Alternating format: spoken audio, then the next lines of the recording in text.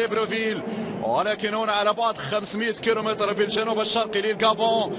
الفود هنا تلاقي المنتخب المغربي في بداية مشوار هنا دوري المجموعات التصفيات المؤهلة لمونديال روسيا 2018. ينطلق المشوار وان شاء الله المنتخب المغربي يسجل بدايه موفقه في تصفيات الكره من جانب اللاعب مبارك بوصوفا المسانده من اشرف الازعار. هناك على الجهه اليسرى مرفوعه هذه الكره بالراس يتم قطعها من يوسف ايت بن ناصر. هذه خطيره.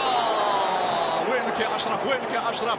يقطع لفائده اسامه طنان يلعب سريعا مبارك بوصوفا في العمق كانت هنا الكره في اتجاه لفائده الغابونيين. حتى الان مستوى متوسط ولقاء متكافئ بين الطرفين. تمشي الكره في الجهه اليمنى. هذه خطيره خطيره خطيره. العرضيه هنا من بيوكو بوكو امامنا على الدائره الايسر اشرف الازعار. لاحظوا بان المنتخب الغابوني يعتمد كثيرا بعد مرور ربع ساعة تقريبا 0 مقابل 0. عودة كل لاعبين المغاربة باستثناء يونس بلهندا. الراسية مرت عالية على مرمى منير المحمدي. بالفعل مرت بسلام الراسي. ممتاز ممتاز ممتاز. نور الدين مرابط يستغل المساحة يستغل الفجوة. الانطلاقة من الجهة اليمنى وحده يحتاج المساندة. برافو برافو لمرابط. وين العرضية وين العرضية لمرابط وين العرضية مرابط. هذه خطيرة مرابط. مرت عالية. انتظرتك يوسف العربي في هذه الكرة. توصل لوسط الميدان في اتجاه لاعب يونس بلهندا. يونس عملية هنا ثنائية تمريرات قصيرة جميلة جدا. ويوسف العربي مع كريم الأحمدي والتقدم الواضح لمتوسط ميدان. الكرة تماما للجهة اليمنى. فعلا لحاق بهذه الكرة من أسامة طنان. طنان لمن يبحث عن المراوغة. طنان يتوغل طنان تسديدة. مرة جانبية. توقعت بأنك سترفع الكرة داخل منطقة الجزاء، ولكن هنا أن ننسى لاعب نور الدين مرابط. يلا يا بلهندا يطلب من اللاعبين التقدم. يونس بلهندا واحد من اللاعبين المميزين داخل فريق نيس الفرنسي إلى جانب الإيطالي السوبر ماريو بالوتيلي. إذا الحكم يعطي إشارة تنفيذ هذه الكرة الجانبية. يونس بلهندا في القائمة الثانية. هناك صافرة والركلة حرة مرحلة الأولى من دوري المجموعات، وخاصة الفوز التاريخي على اسكتلندا ب 3-0 مع كاماتشو حدا وكذلك بصير. هنا عملية ثنائية عرضية. يا العربي يلا يا العربي غير معقول. يلا يا العربي غير معقول. هنا لحظة تردد من جانب العربي. شوف مرة أخرى بعد عملية ثنائية. هذه عرضية في القائمة الثانية في الدوزيام بوتو. كان حاضر اللاعب يوسف العربي. رائع رائع الأزعار. هنا عرضية على المقاس لكن كرة العربي كانت كرة الهدف. 10 دقائق على نهاية الجولة الأولى. لدينا الركنية كابونية في هذه الأثناء. ترفع الكرة داخل المنطقة. الأزعار مرة أخرى. إذا 4 لاعبين 5 لاعبين مغاربة داخل منطقة الجزاء. بالفعل مبارك بوصوفا يرفع كرة في القائمة الثانية. الركنية بالفعل. الركنية هذه كانت في اتجاه لاعب يوسوكو بوكو يخرج مباشرة إلى الكورنير. شوف الإعادة كانت مرفوعة في القائمة الثانية. تمشي غابونية بسرعة. صعب جدا الأمور الآن مع نهاية الشوط الأول. أصعب فترة هي هذه الدقيقة الأخيرة من الشوط الأول، لأن الهدف في هذا الوقت بالذات نفسيا يكون صعب اليوم. الرجل كان يتمنى لو أن المباراة تجرى بمدينة ليبروفيل. الغابونيس يصعد الأزعار مباشرة على الجهة اليسرى. الأزعار العرضية مرة جانبية. الحكم يقول كورنير بالفعل بعد تدخل إيكوالي برونو في مدافعين الغابونيين. شوف مرة أخرى أشرف الأزعار يعكس بهذه الصورة. رائع يا الأزعار. رائع ما تقدمه يا الأزعار في هذا الشوط، خاصة هذا البريسينج المتقدم. فعلا هو اللي يخلي الغابونيين يتعذبون، يخلي الغابونيين في حيرة من أمرهم، ويخلي الغابونيين يتناوبون على تمرير الكرة في المنطقة الخلفية. لاحظوا مرة وقت طويل والغابونيين في مناطقهم. في هذه اللحظات الحكم الملقاشي نامبيا داراسا حمدة يعلن على نهاية الشوط الأول بنتيجة التعادل 0 مقابل 0. دافعنا وضغطنا في هذا الشوط الأول هنا بالجنوب الشرقي للغابون لمتابعة الشوط الثاني. 45 دقيقة الثانية بين المغرب والغابون في بداية مشوار تصفيات المونديال المرحلة الحاسمة هذه المجموعة الثالثة. والتي تضم الثنائي الكوت ديفوار ومالي. على ما يبدو هناك تغيير. نعم مشاهدي الكرام، في هذه اللحظات الناصري بالفعل يسجل دخوله مكان يوسف العربي. اذا اول تبديل من جانب المدرب الفرنسي له في الشوط الثاني، بينما كره وتسديده من طرف هنا اللاعب يونس بيليندا، لكن بعيده تماما عن مرمى الحل. ويمكن هذه اول تسديده من خارج منطقه الجزاء نشوفوها للمنتخب المغربي منذ بدايه نقل لفرانسفيل لمتابعه فهود الجابون. ونشوف الجماهير تتفاعل الان مع هذه الكره الثابته، لان وراءها واحد من نجوم بروسيا اوباميانغ يسدد كره مرة عالية. هذه الأولى لك يا أوباميانغ حتى حدود الدقيقة 50 اللي كان مختفي تماما وسط مدافعي المنتخب المغربي. شوف مرة أخرى حاول وضعه في سقف القائد، الانضباط التكتيكي الممتاز للمغاربة. دي الكرة الناصري من زاوية صعبة ومن مكان صعب جدا، حاولوا مباغتة الحارس ايفونو والزاوية من جديد. هذه نعم رؤية المحاولة من زاوية أخرى لكرة اللاعب الناصري. يتحرك الناصري، يمشي الناصري، أرضية، برافو الناصري. ولكن أين هي المتابعة؟ ولا واحد تابع كرة الناصية. هنا المساحات تترك للكابوني. خطيرة خطيرة خطيرة خطيرة. أشرف أسعار ترك مكانه. النصر يقطع الطريق على بيير أوباميانغ بهذه الصورة. نعم أوباميانغ كان جاهزا، كان حاضرا في القائمة الثانية. كرة جانبية للعناصر الوطنية للتنفيذ. صعود مروان داكوستا كالعادة، غانم سايس قريب منهم يونس بيليندا. هذه كرة مرفوعة، ايفونو يبعد أمام الناصري. كل تقديرات ايفونو تكون جيدة أمام مهاجمي المنتخب. حارس مرمى أوستند البلجيكي في حضوره رقم 84 مع المنتخب الجابوني. شوف الإعادة، تقريبا في كل أسبوع يهدف، في كل أسبوع يسجل. هذه خطيرة. والفات اللي كان بدون انياب في الشوط الاول كان ان يفعلها امام اللاعب مروان داكوستا. هنا مقصيه، هنا حاول ان يستعرض المبادره والعرضيه، بعد ذلك تصل لمالك ايفونا. ايفونا يبحث عن التسديد، ممنوع المرور، ممنوع المرور. بعد الكره تدخل خرافي المحمدي، تدخل خرافي المحمدي.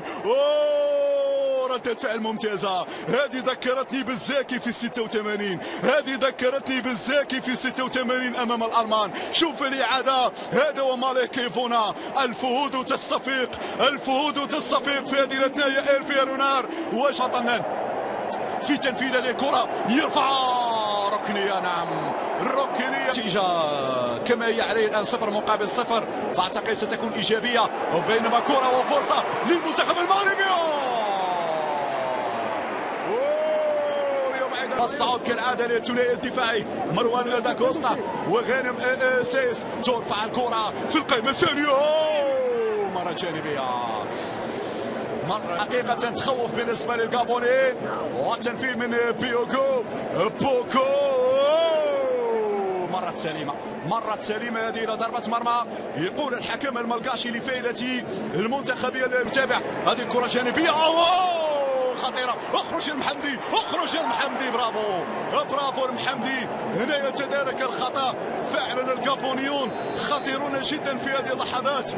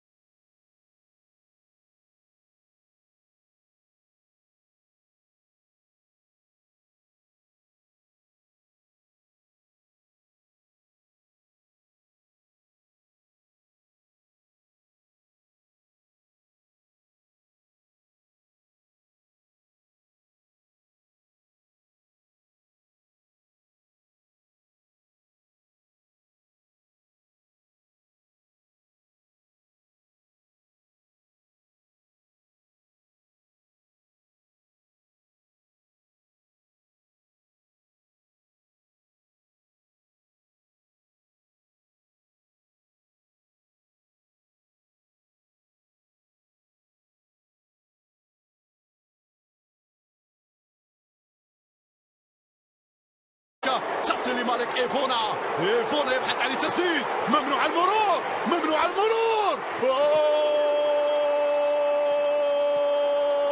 بعد الكرة تدخل خرافي المحمدي، تدخل خرافي المحمدي.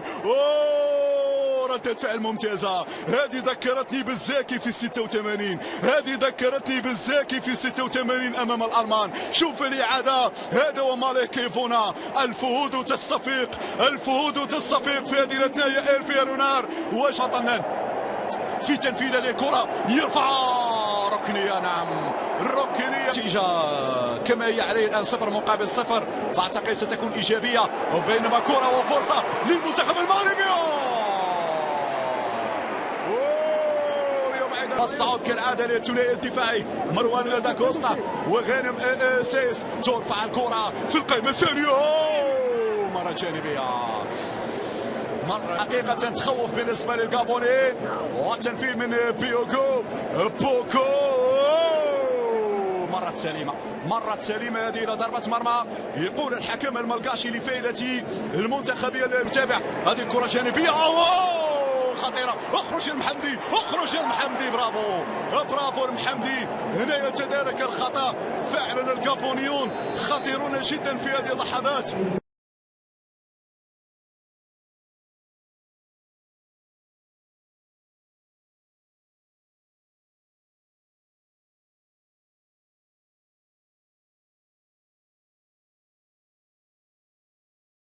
في هذا الوقت بالذات نفسيا يكون صعب اليوم. الرجل كان يتمنى لو ان المباراه تجرى بمدينه ليبروفيل. الغابونيس يصعد لصعر مباشره على الجهه اليسرى، لصعر العرضيه،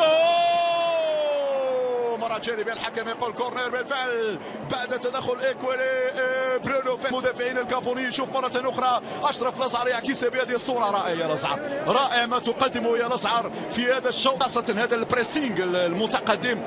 فعلا هو اللي يخلي الغابونيين يتعذبون، يخلي الغابونيين في حيرة من أمرين، ويخلي الغابونيين يتناوبون على تمرير الكرة في المنطقة الخلفية. لاحظوا مرة وقت طويل والغابونيين في مناطقهم. في هذه اللحظات الحكم الملقاشي نامبيا دراس حمدة يعلن على نهاية الشوط الأول بنتيجة التعادل 0-0. دافعنا وضغطنا في هذا الشوط الأول هنا بالجنوب الشرقي للغابون. لمتابعة الشوط الثاني 45 دقيقة الثانية بين المغرب والغابون في بداية مشوار تصفيات المونديال المرحلة الحاسمة. هذه المجموعة الثالثة والتي تضم الثنائي الكوت ديفوار ومالي. على ما يبدو هناك تغيير. نعم مشاهدي الكرام في هذه اللحظات الناصيري بالفعل يسجل دخوله مكان يوسف العربي. إذن أول تبديل من جانب المدرب الفرنسي له في الشوط الثاني. بينما كرة وتسديدة من طرف هنا اللاعب يونس بيليندا، لكن بعيدة تماما عن مرمى الحل. ويمكن هذه أول تسديدة من خارج منطقة الجزاء نشوفوها للمنتخب المغربي منذ بداية نقل لفرانسفيل لمتابعة فهود الغابون. ونشوف الجماهير تتفاعل الآن مع هذه الكرة الثابتة لأن وراءها واحد من نجوم بروسيا أوباميانغ يسدد كرة مرة عالية. أنا لمن يبحث عن المراوغة يتوغل تسديدة مرة جانبية. مرة جانبية. توقعت بأنك سترفع الكرة داخل منطقة الجزاء، ولكن هنا أسأت أن ننسى لاعب نور الدين مرابط. يلا يا بلهندا يطلب من اللاعبين التقدم. يونس بلهندا واحد من اللاعبين المميزين داخل فريق نيس الفرنسي للجانب الإيطالي. سوبر ماريو بالوتيلي. إذا الحكم يعطي إشارة تنفيذ هذه الكرة الجانبية. يونس بلهندا في القائمة الثانية. هناك صافرة والركلة حرة مرحلة الأولى من دوري المجموعات، وخاصة الفوز التاريخي على اسكتلندا ب3-0 مع كاماتشو حدا وكذلك بصير. هنا عملية ثنائية عرضية العربي. يلا يا العربي غير معقول، يلا يا العربي غير معقول. هنا لحظة تردد من جانب العربي. شوف مرة أخرى بعد عملية ثنائية هذه عرضية في القائمة الثاني في الدوزيام بوتو. كان حاضر اللاعب يوسف العربي. رائع لصعر. هنا عرضية على المقاس لكن كرة العربي كانت كرة الهدف. 10 دقائق على نهاية الجولة الأولى. لدينا الركنية غابونية في هذه الأثناء. ترفع الكرة داخل المنطقة.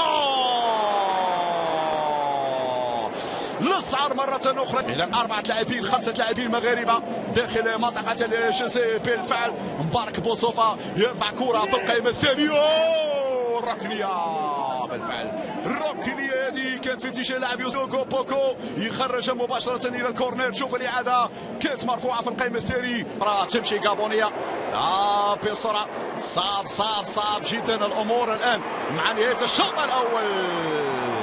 أصعب فترة هي هذه الدقيقة الأخيرة من الشوط الأول، لأن هدف هذه الأولى لك يا أوباميانغ حتى حدود الدقيقة 50 اللي كان مختفي تماما وسط مدافعي المنتخب المغربي. شوف مرة أخرى حاول وضعها في سقف القائد. الانضباط التكتيكي الممتاز للمغاربة. دي كرة الناصري من زاوية صعبة ومن مكان صعب جدا، حاولوا مباغتة الحارس ايفونو والزاوية من جديد. هذه نعم رؤية المحاولة من زاوية أخرى لكرة اللاعب الناصري. يتحرك الناصري، يمشي الناصري، أرضية. برافو الناصري، ولكن أين هي المتابعة؟ ولا واحد تابع كرة الناصية. هنا المساحات تترك للكابوني. خطيرة خطيرة خطيرة خطيرة. أشرف الأصعر ترك مكانه. النصر يقطع الطريق على بيير أوباميانغ بهذه الصورة. نعم أوباميانغ كان جاهزا، كان حاضرا في القائمة الثانية. كرة جانبية للعناصر الوطنية للتنفيذ. صعود مروان داكوستا كالعادة. غانم سايس قريب منهم يونس بلاندا. هذه كرة مرفوعة. ايفونو يبعد أمام الناصري. كل تقديرات ايفونو تكون جيدة أمام مهاجمي المنتخب. حارس مرمى أوستند البلجيكي في حضوره رقم 84 مع المنتخب الكابوني. شوف الإعادة. تقريبا في كل أسبوع يهدف، في كل أسبوع يسجل. هذه خطيرة. الفات اللي كان بدون انياب في الشوط الاول كان ان يفعلها امام اللاعب مروان داكوستا. هنا مقصيه، هنا حاول ان يستعرض المبادره والعرضيه بعد ذلك ليبروفيل. ولكن هنا على بعد 500 كيلومتر بالجنوب الشرقي للغابون.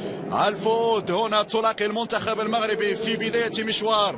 هنا دوري المجموعات التصفيات المؤهله لمونديال روسيا 2018. ينطلق المشوار وان شاء الله المنتخب المغربي يسجل بدايه موفقه في تصفيات الكره من جانب اللاعب مبارك بوصوفه. المبرده من اشرف الأصعر هناك على الجهه اليسرى مرفوعه دي الكره بالراس يتم قطعها من يوسف ايت بن ناصر. هذه خطيره. وينك يا اشرف، وينك يا اشرف. يقطع لفائده اسامه طنان. يلعب سريعا مبارك بوصوفه في العمق كانت هنا الكره في اتجاه لفائده الغابونيين. حتى الان مستوى متوسط ولقاء متكافئ بين الطرفين. تمشي الكره في الجهه اليمنى. هذه خطيره خطيره خطيره. العرضيه هنا من بيوغو بوكو امامنا على الدائره الايسر اشرف الأصعر. لاحظوا بان المنتخب الغابوني يعتمد كثيرا بعد مرور ربع ساعة تقريبا 0 مقابل 0 عودة كل لاعبين المغاربة باستثناء يونس بلاندا. الراسية مرت عالية على مرمى منير المحمدي. بالفعل مرت بسلام الراسي. ممتاز. نور الدين مرابط يستغل المساحة، يستغل الفجوة. الانطلاقة من الجهة اليمنى وحده يحتاج للمساندة. برافو المرابط. وين العرضية المرابط. هذه خطيرة مرابط. مرت عالية. انتظرتك يوسف العربي في هذه الكرة. توصل لوسط الميدان في اتجاه لاعب يونس بلاندا. يونس عملية هنا ثنائية، تمريرات قصيرة جميلة جدا. ويوسف العربي مع كريم الأحمدي والتقدم الواضح لمتوسط ميدان. الكرة تماما للجهة اليمنى. فعلا لحاق بهذه الكرة من أسامة طنان. طن لمن